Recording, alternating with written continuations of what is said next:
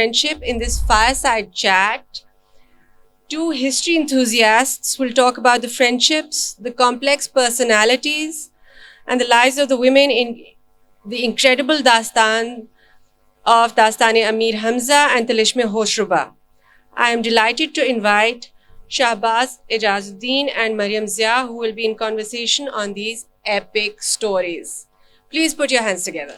My name is Shahnaz Ejazuddin, and I just want to introduce my fellow panelist. Maryam Zia is Assistant Professor and Coordinator, Department of Social Sciences, Lahore School of Economics. But she was the Syed Babar Ali Fellow for Spring 2023 at the Mittal Institute, Harvard University, and is currently a research affiliate with the institute. Her PhD was from the University of Sussex in 2017, and it was the first book-length study of the English translation of the Indo-Persian classic, the one-volume Dastan-e Amir Hamza. Her thesis translates material from various Urdu resources to lend theoretical grounding to the study of an indigenous genre that has only been conceived through Anglophone approximations in academic settings outside South Asia. So, welcome, Maryam. Thank you. Thank you. You can hear me, everybody. Good evening, Lahore. Assalamu alaikum. It's my single pleasure to be presenting something about Dastan Amir Hamza, and especially about the women in the Dastan. A little introduction to the Dastan before we start talking about the women. So the plan is that I'll talk for about 10 to 12 minutes, and then Shahnaz ji will take over, and then we are going to have a conversation. I hope you enjoy this conversation as much as we enjoy working on Dastan Amir Hamza. So Dastan Amir Hamza, or The Adventures of Amir Hamza, is a fantastical oral storytelling narrative ostensibly built around the life and times of Prophet Muhammad's uncle, Hamza ibn Abdul Muttalib. It dates back to the 7th century Arabia, and the story is found in various artistic, oral, and written renditions in Persian and South Asian literatures, and in various other Islamicate storytelling traditions around the globe. The most elaborate artistic representation of the story is from the Mughal manuscript of the Hamza Nama, commissioned by Emperor Akbar in the 17th century, a magnificent undertaking of 1,400 miniature paintings and accompanying story text. Less than 200 of these survive today. I will be sharing images from the Hamza Nama, published in the exhibition catalogue of the Smithsonian Institute, and also from Persian Kitab-e Rumuz-e Hamza, very kindly shared with me by Zahra Faridini Akhavan from a personal collection. And as the WOW event special, contemporary renditions of these characters by women artists. The longest written version of the story of Hamza is an Urdu text published in Lucknow, India, between 1883 and 1919, and it is 46,000 pages long. So you can imagine the number of characters we have for 46,000. It disrupts our very notions of analysis when we are looking at an epic that is that long.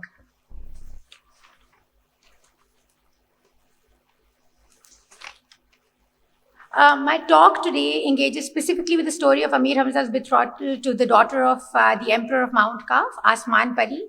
But before I talk about the magic inherent in the characters, because we are looking at their magical lives, I just want to say that the characters are women as we find in our lives today. So there is somebody who is exactly to my mind like Farzana Parveen. If we remember, she was a 35-year-old who was bludgeoned to death on the premises of the Lahore High Court for marrying out of choice. And it was her family who murdered her. There are murders like that. There's rape. There are lots of those stories. But today, I think we are celebrating the women, both from the world of jinn and from the world of humans, that we celebrate in the Dastan. So this story that I'm going to talk about today these are the two important wives of Amir Hamza. There are many others, uncountable. But these are the two that we know in the original Hamzanama, so to speak. The 46,000 volume version of the Hamzanama is 8 volumes of that is Tilisme Hoshruba, which I am not an expert of, but Shehnaz ji is, and she's going to talk about that. I'm going to be talking specifically about stories that are from the 1 volume Dastane Amir Hamza that starts before the birth of Hamza and ends with his martyrdom. Upon Hamza's birth, Perhaps you can tell them about who Hamza is. Start with that. Do we remember who Hamza was? He was the Prophet's uncle, but that's the historical reference, Hamza ibn Abdul Muttalib. But these stories are fictitious narratives, as you can tell. It's 46,000 pages long. Yes, Then of we Mubalagha. often say that's it then. So his martyrdom at Uhud and his birth are 2 incidents which connect him to the Hamza, the Islamic Hamza. Upon Hamza's birth, Buzurg Meher, the clairvoyant minister of Emperor Naushirwan's court, predicts that the jinn will take Hamza with him to Mount Kaf, and that to allow for this, Hamza's cradle be placed on the rooftop. As predicted, Hamza is carried to Kaf, where Asman Pari's father, Emperor Shahpal, lifts Hamza from his cradle, kisses his forehead, and has his eyes lined with the collyrium of Suleiman. This allows Hamza's sight to begin perceiving jinn. Thereafter, he has Hamza nursed by devs, paris, jinns, ghouls, lions, and panthers for 7 days. It is at this time that Khwaja Abdur Rahman, the minister at Shahpal's court, says, "My knowledge of Ramal tells me that Asman Pari shall be betrothed to this boy, and the ties of man and wife shall be established between the son of Adam and the daughter of Jan." Hamza is then put in a cradle encrusted with various costly jewels, with legs and poles cast of emerald and the side pieces of ruby, and taken back to earth. As the story progresses from here onwards, Hamza falls in love with Emperor Naushirwan's daughter, Meher-Nigar. While waiting for an opportune time for the nuptials, he is called to quell the predicted rebellion by the jinn in Kaf. Hamza vows to defeat the evil jinn before marrying Meher-Nigar and leaves for Kaf for an 18-day expedition. Emperor Shahpal's daughter, Asman Pari, is introduced as one of the comeliest fairies and unsurpassed in charm and beauty, who, upon beholding Hamza's peerless youthful beauty, became enamored of him, smitten by love to the very core of her heart and soul. Becoming disconsolate, she began to pine away that very instant. Then, upon Hamza's victory over the rebellious jinn and devs, Asman Pari could not contain her joy and hastened there like a gale of wind to indulge herself with the sight of the Sahib Kiran. She found him asleep in a cave with his son exposed to the sun, whose ray had painted his complexion with a tinge of bronze. With her one wing, Asman Pari shaded Amir's face from the sun, providing him relief from its scorching rays and withering heat, and with the other wing, she began fanning him. From the tender emotions engendered in her heart, she made a pledge to take all his troubles and misfortunes upon herself. Feeling relief from her ministrations, Amir Hamza opened his eyes and looked around. And he saw Asman Pari shading him with one wing and fanning him with the other, earning great blessings in her labor of love. Amir rose and embraced her and kissed her many times. He planted a kiss on her cheek that was as beautiful as the moon and became greatly enamored of her upon witnessing such ardor and love on her part. I'll skip over some of this. Suffice it to say that they get married and they have a daughter, half jinn, half human daughter, called Quresha. And then one night, because Amir Hamza continues to pine away for Meher-Nigar's love, Asman Pari is really jealous, and she asks him, "Listen, O Amir, and speak the truth to me. Is she more beautiful than I?" Amir could not hold back his words and said, "You cannot be compared with Mehernigar. You cannot even hold a candle to the charm of her maids." As you can imagine, turning crimson with rage, upon hearing these words, Asman Pari said, "Oh Hamza, woe to you that you put me below her maids and prefer them over me. I swear for that as long as I live, you will never get out of my clutches or find your way back to the world of humans." As Amir Hamza was already eaten by frustration, he replied, "I will find my way there all the same. And if you become an obstacle, then I shall have to travel upon your dead body." Asman Pari said, "O Sahib Kiran, do not let the facts that you are the lord of the auspicious planetary conjunction, the progeny of Prophet Ibrahim, and superior to the race of jinns, cause you entertain any illusions about me. If you are the Sahib Kiran and descended from the line of prophets, I also am highborn and come from the line of a mighty prophet, Suleiman. Nor indeed am I any weaker than you. When you think of killing me, know well that I can also kill you." Amir was most vexed by her words, which sent him into a mad rage. He drew his sword and leapt at Asman Pari, who also drew her dagger and charged at him. The Parizads swarmed over them to break up the fight and separated the warring parties. So this is one instance where Asman Pari has an actual sword fight with Hamza, and there are many such instances. So, like we were talking earlier, we are going to talk more about it, that we can find a whole array of characters who are both like this, like Asman Pari. So it gives us glimpsed alternatives to who and what we can be, and then other women who suffer, but it's all part of the of life in some ways. Okay.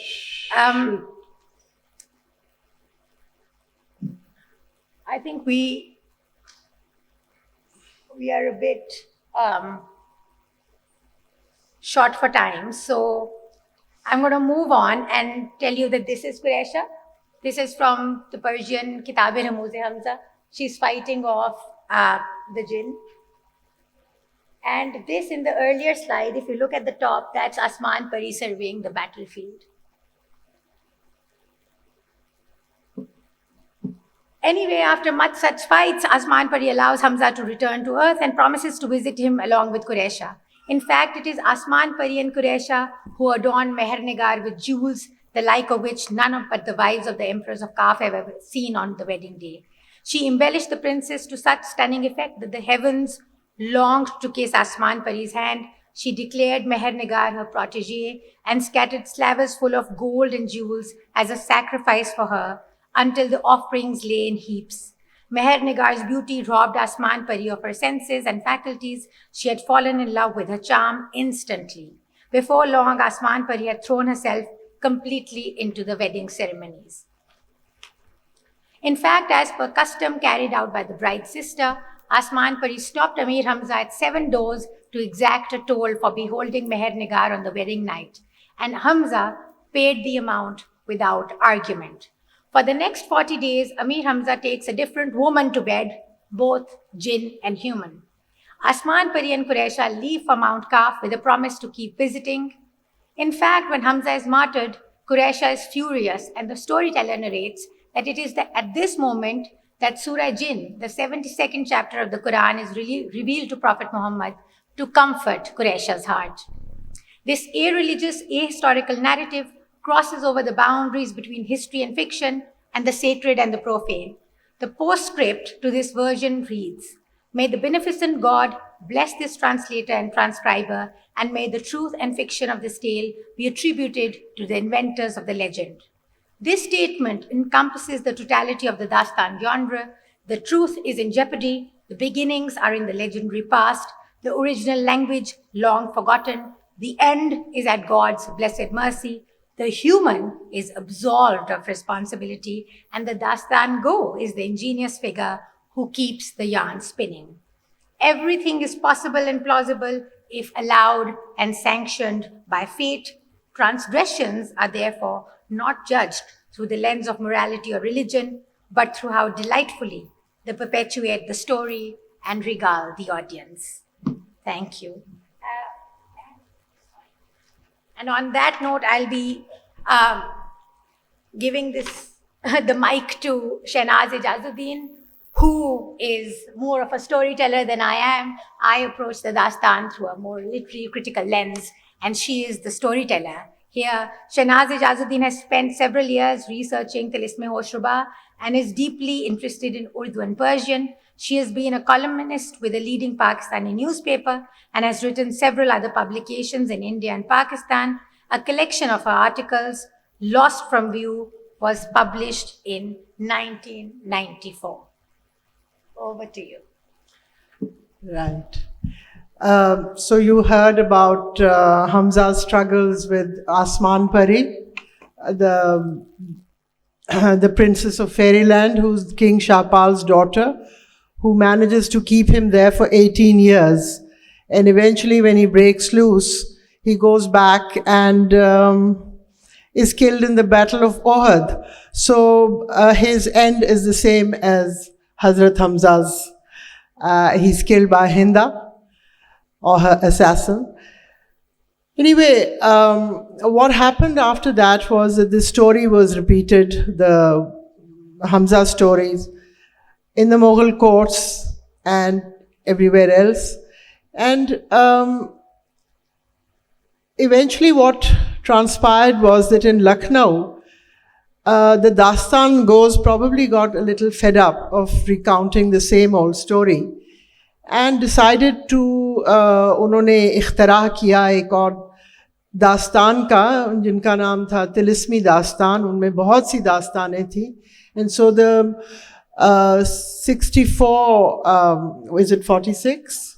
46 daftars of the Dastan Amir Hamza contained many such Tilism Dastans, out of which Hoshruba was the most popular one. And Hoshruba itself, the story is quite simple. It's, no, it's not simple, but basically what these Dastan Gos did was take the same character of Amir Hamza and transpose him to the plains of Kohistan, where he is chasing a Persian king called Zamurud Shah Bakhtri, who claims divinity. And Amir Hamza जो बातिल से लड़ते हैं, तो वो चाहते हैं कि ये ज़मुरुद शाह बाख्तरी बंदेगान खुदा को इतना गुमराह ना करे. So he goes from place to place defeating him. So the story starts with Laqa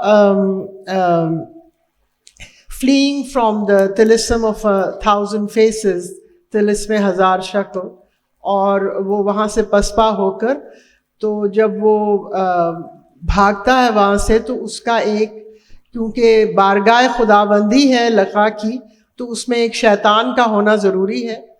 तो उसमें उसका शैतान है बख्तियारक, who is the son of the Wazir of Naushirwan called Bakhtak. So, you know, all of these characters are taken from the Hamza Nama and transposed into this other story.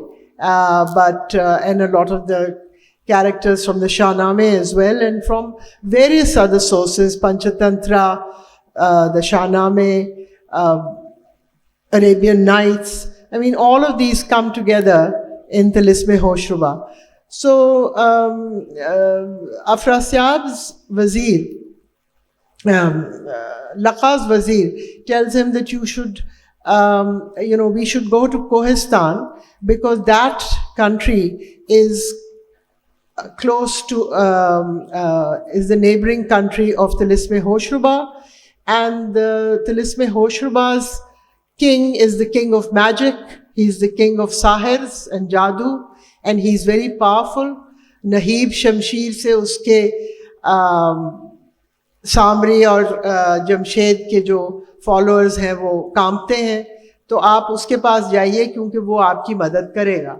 So it's an irony in itself that a Khudawand should be seeking refuge and asking for help from one of his believers. But that's what these stories are. They're wonderful that way. So Amir Hamza then follows him here, and uska jo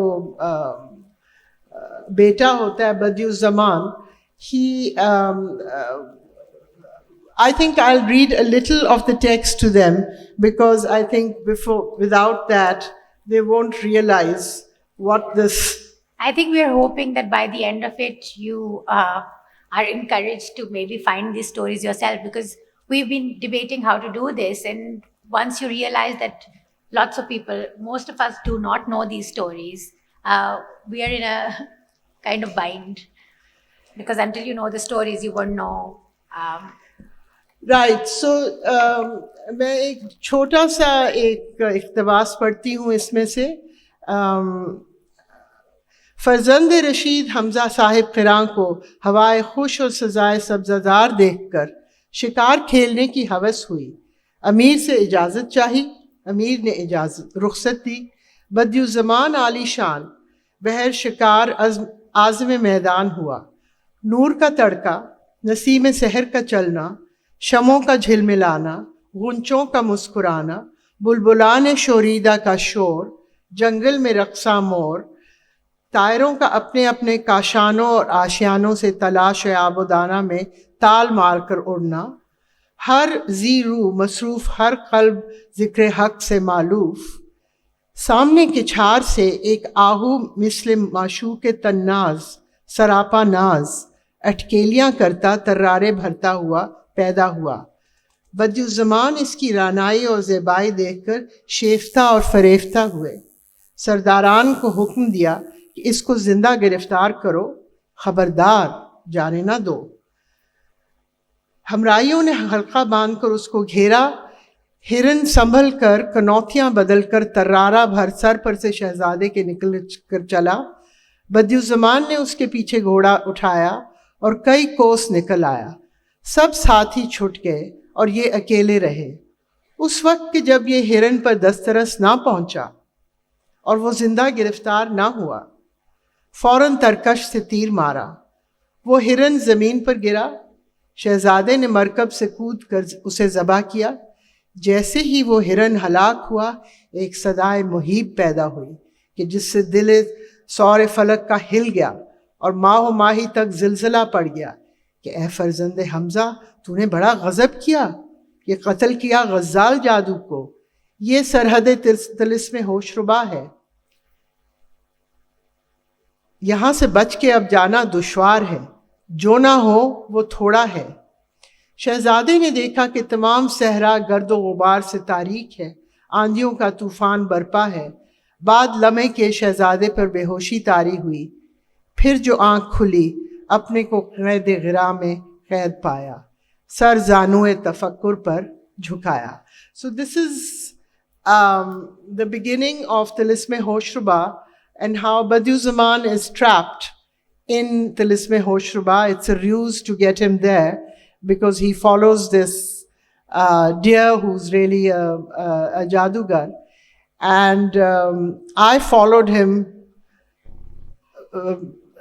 into Tilisme Hoshruba, and Badiuzzzaman was released after 14 years, but I'm still in Tilisme Hoshruba, trapped by its spell. But since we are talking about the women of Hoshruba, Maryam, what do you think?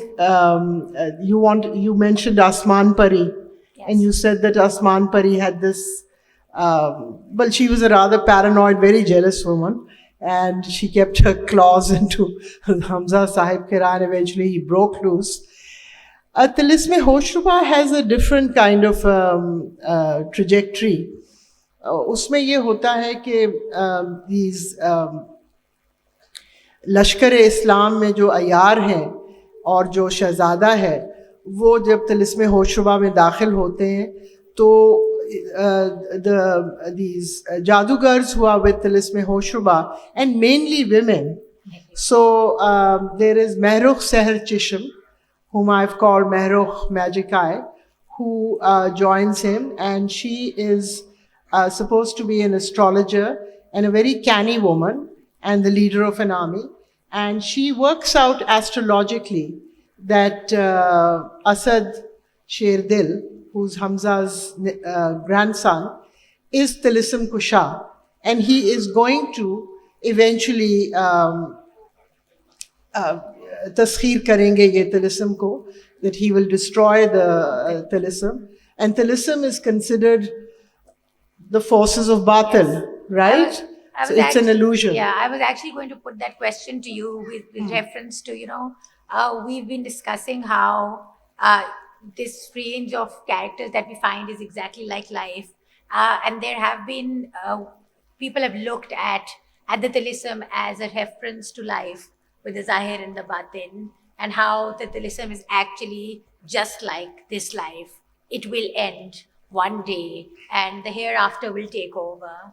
So if you would like to say something about... Well, there is this other view of these Tilisam stories, is that Tilisam is this world, and the Tilisam Kusha is the people of this world. Yes. So when he finds the Lohe Tilisam, which is the magic keystone, and now the magic keystone is something that is guarded by the king of the Tilisam, because once the magic keystone is found, it can guide Tilisam Kusha into destroying the Tilisam. So he guards it closer than his life. So according to the Sufi view, the magic keystone or Lohe Tilisam is the heart of every person that guides Tilisam, the people of this world, through the trials and tribulations. So you basically, the Sufi belief is that you have to listen to your instincts, into your heart, and that tells you what to do and the right course to take. So that's one view. Yeah, and also, like, since we're talking about empowerment and this sense that despite the fact that everything is fated, the role of not only the women but the men who believe it's a very, because it's Islamic arts, the belief in God is absolutely present, omnipresent. Despite that, the kind of effort that these people make in their lives, whether it's the men or the women, just goes on to show how much free will is important even within the domains of the story. And empowerment in some ways has to come from within rather than from without. And we no longer really talk about it. We talk about how it's going to come from the outside, but never how it might just come from the inside as well. Right. And in these Hamza stories, their understanding of Islam is centuries old.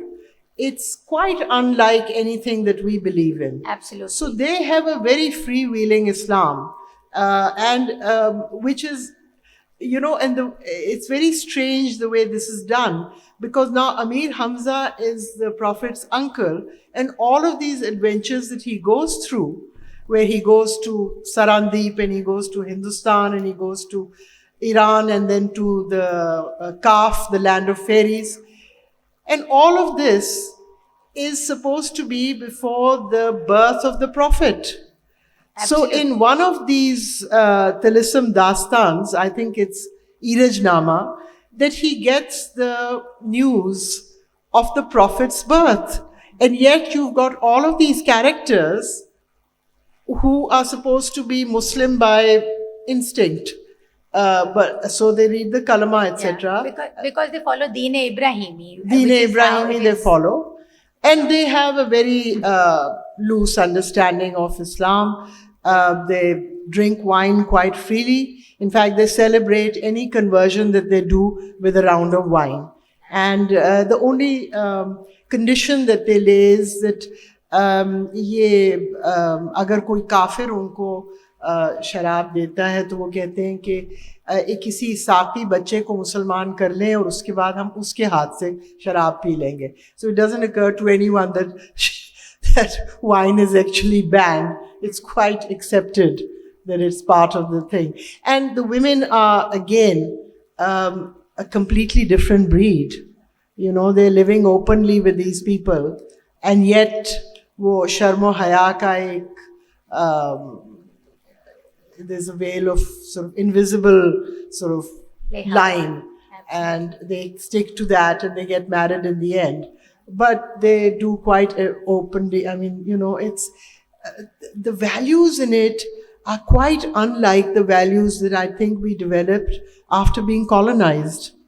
These were pre-colonial values. This was pre-colonial literature. It was totally unfettered. It was totally unrestricted and unrestrained. I was actually thinking about, since we're having this conversation, about how many of us actually believe that 11th, 12th, 13th century Indo-Pak subcontinent would have meek women, women who would have no say and talk about women, chadar and char diwari, who would have no say at all in their lives. And this is kind of the version that we have. Shamsur Rehman Farooqi says that it comes from the fact that Dastani-e-Amir Hamza actually presented an alternate worldview, which is why it was very subtly kind of hidden away. Because if the people of the subcontinent would have kept reading Dastani-e-Amir Hamza, they would have probably not been colonized in the first place, essentially. Well, also it was, the British then commissioned people to write in the style of Dastan. Yes. But not have all of this freewheeling, theirs was a very, in fact, I can't read those. Absolutely. Because they are such a sort of pale, watery version of what a Dastan is meant to be. Absolutely. Which is full-blooded and very passionate, and, it's absolutely amazing writing. Yeah, you just use the word passion, and I was just wondering if we could give a minute to thinking about how desire is portrayed in the Dastan, especially from women. If they like someone, they say it. Absolutely. They don't shy away from being who they are. No. And they have a very open kind of understanding of what it means to be empowered. And I was reading, I just reviewed a book, and we were talking about how Muslim women, when they first started traveling, they realized that they had more power than their European counterparts, interestingly. And this is something that comes to people as a surprise, but there's one instance where this woman keeps referring to her husband as Sarkar. And despite that, she has a say and she has a personality. It's not that she's subdued in any way, but at the same time, there is this regard for somebody who's her protector, which is something that we are kind of losing out very fast. Also, I find that in the Tilsim Dastans, in the Hamza Dastan, the women are fairly stereotyped, but so they are in Tilisme-Hoshruba.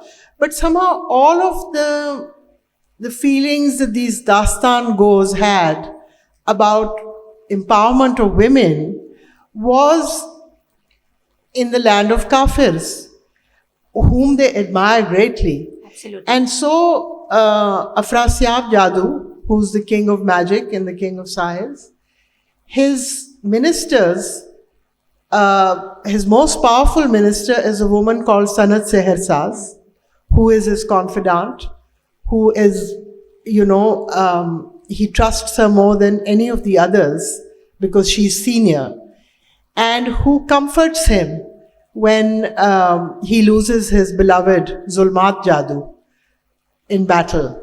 And then he's brought, his grandmothers, Mayan Zumurud Rang and Afat Chahar Das, both the Nani and Dadi, we never hear about his parents, but we hear about these very powerful women, and they live in the Vale of Zulmat, but they are very fond of him, and whenever he's in trouble, they often come, और वो ज़मीन फाड़ के निकलती हैं या वो समंदर से निकलती हैं, because Mayan is a fish and Afat is Chahar Das, she's a bala with 4 hands.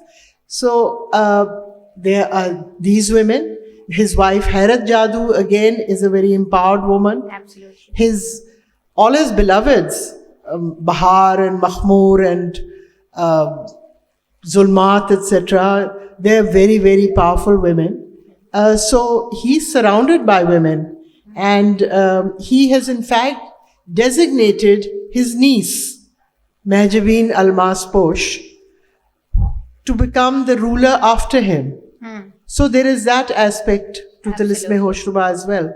And he was suckled, by the way, his wet nurse, unki jo dai amma hai, wo ek bala hai. And she's an ogress called Tariq Shakalkash. And she is, yani wo itna khaufnak wo aurat hai. And she's a cannibal. So Afrasiab has to supply 10 men for breakfast for her every day in the Gumbad-e Tariq where she lives. So there is no dearth of powerful women. Absolutely. Okay, so I think this will be probably my last question. And we are obviously all of us, if we belong to, studied literature, etc., we come from this tradition where we feel a certain way about how characters are portrayed, what characterization is. How do you look at characters who don't have an exterior life, if they have an exterior life, they don't have any interior life, and you don't see them engaging in any dialogue with the self or the others. So how do you engage in an analysis of these characters? And Musharraf Ali Farooqui, the way he comes to the rescue of Dastan theorists in some ways, and he suggests that the characters of Dastan and Qissa literature are, situationally complex and not internally complex. And I was wondering that these characters at the same time are not types. They're not flat characters, No. as we know. So how would you respond to that, this, jeopardy that we find ourselves in with reference to how we can characterize the women or the men of the Dastan? I've identified so closely with these people. I remember meeting Musharraf in New York with my son. We were having lunch, and I was telling him that, these characters are so much a part of my life that I was telling him that I wept when the King of Magic died, and I was really quite heartbroken. And, each one of those characters is very close to me.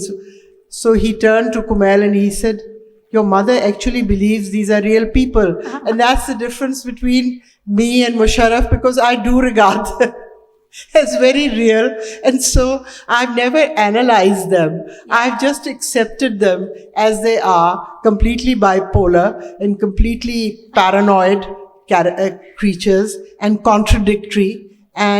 But they are psychological insights in this Dastan. So, for instance, Afrasiab Jadoo, once when he's defeated in a battle by this person who he grew up with, and he sits there and he reminisces, and he says, "Mujhe wo waqt yaad tha jab hum ek hi maktab mein padhte the," and he names Kaukab and he names Ashdar Zulmati and a few others. कि वो क्या दिन थे, और उसके बाद वो एक शेर पढ़ता है. And all of them have this inner life. It's not as if they're not analyzing themselves. So I never found them, I found them very believable characters. Because, if you read the whole thing, then their characters do emerge. Absolutely. Yeah. Okay, on that note, before I open the hall to questions and answers, I would like to say that Musharraf dreamt that the elephant-eared characters were, telling him to translate the Dastan. And almost a similar thing happened with me. I dreamt that I should be working on Dastan-e Ramza. I wonder if they still visit you in your dreams, but apparently they do have a life outside of the Dastan. I just had this world that I lived in, and then there was this world of Tilisme Hoshruba. And when I was a child, I was constantly wondering, what will be happening there, because I was so engrossed in the stories. And I could never talk about any of this to any of my class fellows, because what could I say کہ آج میں نے یہ پڑھا کہ عمر عیار نے بختک کا ہریسہ بنا کر اس کے بیٹے کو کھلایا. So how could I couldn't even talk about this. اس کے ہاتھ کی انگوٹھی اس میں اس کے منہ میں گئی تو اس کو پتا چلا یہ تو بختک. ہاں, اور وہ سیسا. Can you imagine? Awful. But anyway, this is the kind of stuff. We are giving away the story a little bit here. But if there's any question that you'd like to ask, or do you want me to do a little reading? There's a question. There is a question. Ji, bole. Is there a mic that we can... Maybe you can say the question out loud and... That's okay, I can repeat the question for them. Yes, please, then I can hear you better.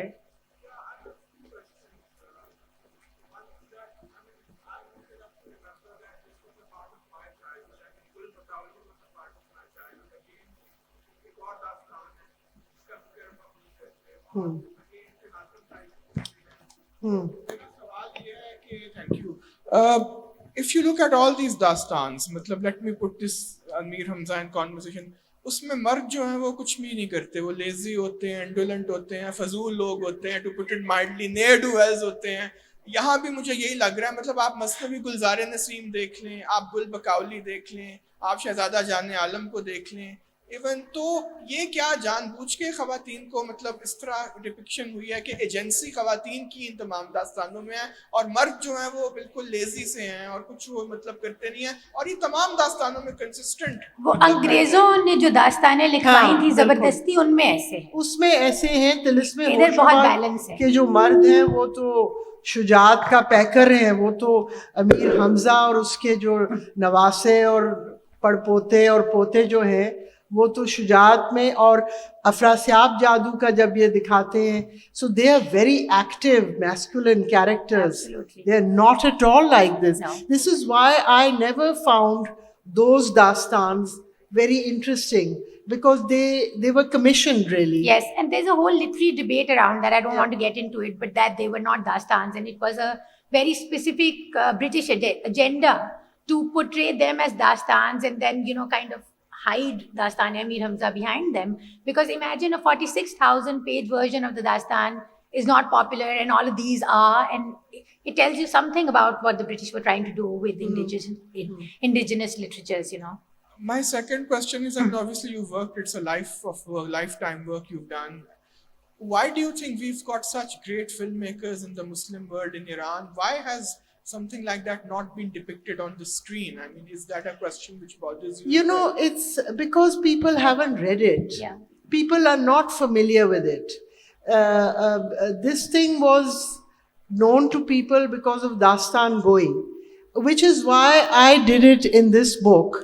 Because if I live long enough, I'll try and do it in a simpler Urdu, but not in the kind of simple Urdu that they had the Umar Ayar things in, but just Salis Urdu that people can understand.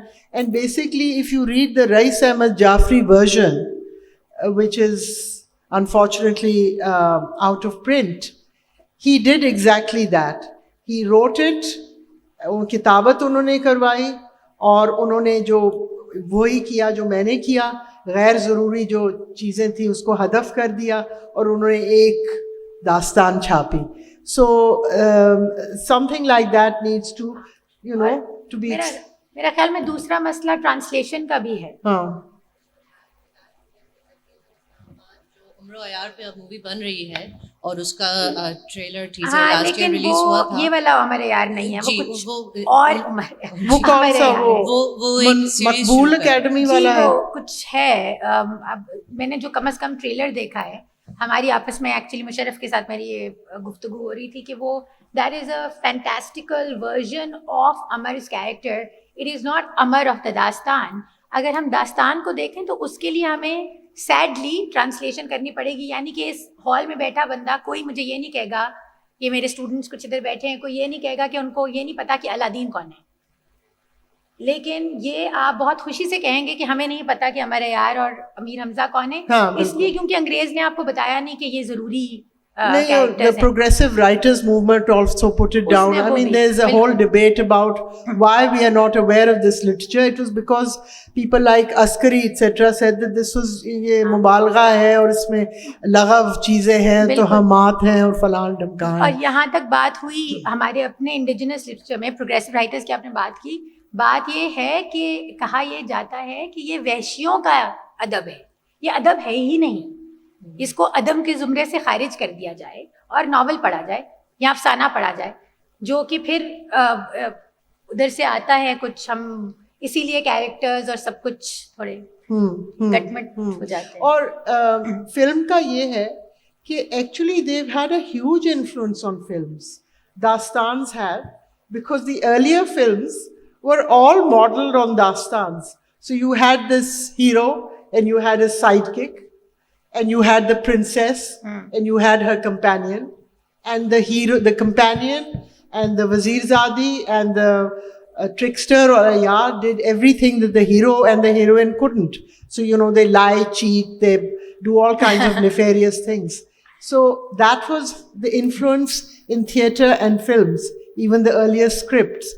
But to do this, I think you have to know it well, and it's not an easy thing. और अंग्रेजी उर्दू का मसला हो गया. जिस तरह I was in talks with somebody who works with Hollywood, and she had heard these stories as a child from her father, and she said she was very interested in making them into a TV series or something, but she did not know Urdu, and she couldn't really. So she's planning something. Maybe one day in our lifetimes or in our children's lifetimes, we will have a Dastane Amir Hamza. Well, you know, I mean, Aladdin and things, if you read them in the original, I don't think any child would understand them or enjoy it. The Arabian Nights is not for children. It is totally prescribed. But they have managed to translate it and sort of bring it down so that even the basic nursery books have the story of Aladdin. So that is another debate altogether. Absolutely. Well, maybe Mariam will do it. One day. So But thank no, you I very think much for your it's a attention. lifetime work. And I hope you enjoyed this session. Thank you.